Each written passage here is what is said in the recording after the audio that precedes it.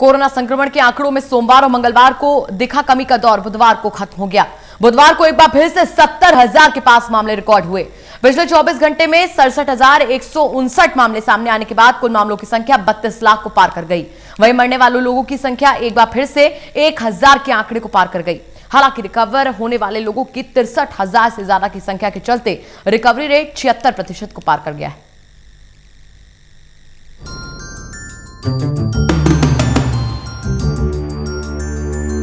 Corona संक्रमण के भारत में लगातार बढ़ते मामले कम होते नजर नहीं आ रहे।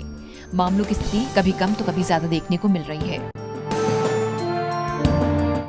सोमवार और मंगलवार को 60,000 के आसपास मामले आने के बाद बुधवार को एक बार फिर 70,000 के पास मामले नजर आए। स्वास्थ्य मंत्रालय की ओर से जारी किए गए आंकड़ों के मुताबिक बुधवार को 67,154 मामले सामने आए। इसके बाद कुल आंकड़ों की संख्या 32,34,484 पर पहुंच गई।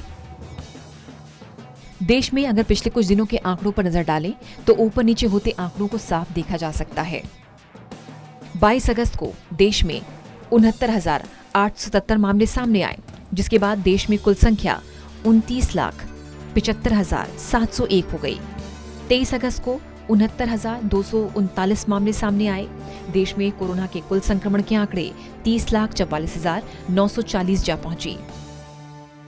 24 अगस्त को 61,408 मामले, जबकि देश में कुल मामले हो गए 31,06,348। 25 अगस्त को 60,977 मामले सामने आए।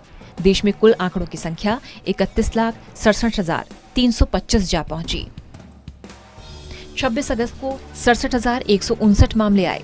देश में कुल आंकड़ा 32,34,484 तक जा पहुंचा। लगातार कम ज्यादा होते इन आंकड़ों से एक बात समझ में आती है, फिलहाल स्थिति में कोई बदलाव नहीं। उसी का नतीजा है कि कभी 60,000 तो कभी 70,000 के पास मामले सामने आ रहे हैं। देश में कोरोना से मौत का ग्राफ भी लगातार घटता बढ़ रहा है। आंकड़े देखने में पता चलता है कि कैसे मरने वाले लोगों की संख्या का आंकड़ा लगातार खतरे के निशान के पास बना हुआ है। 22 अगस्त को देश में मौतें 945 हुई, जबकि कुल कोरोना से मौत का आंकड़ा देश में 55,794 जा पहुंचा। 23 अगस्त को 912 जाने गई, जबकि कुल आंकड़ा देश में 56,706 जा पहुंचा। 24 अगस्त को कोरोना से 936 जिंदगियां गईं, 57,542 देश में कुल संख्या मरने वाले लोगों की हुई। 25 अगस्त को 848 का आंकड़ा, देश में मौत का कुल आंकड़ा 58,390 हुआ। 26 अगस्त को 1,059 मामले मौत के, देश में कुल आंकड़े 59,459 हो गए। ये आंकड़े बता रहे हैं कि संक्रमितों की संख्या बढ़ने के साथ साथ मरने वालों की संख्या 1,059 तक पहुंची। मृत्यु दर की स्थिति पर नजर डालें तो पता चलता है कि अभी भारत की मृत्यु दर दुनिया में सबसे कम बनी है, जो कि 1.84% से कम है। अब देखना है कि सरकार कैसे इस बड़ी चुनौती से निपटती है। मरने वाले लोगों की संख्या को नियंत्रित करना सरकार के सामने सबसे बड़ी चुनौती है। टोटल न्यूज की ललित नारायण कांडपाल की रिपोर्ट।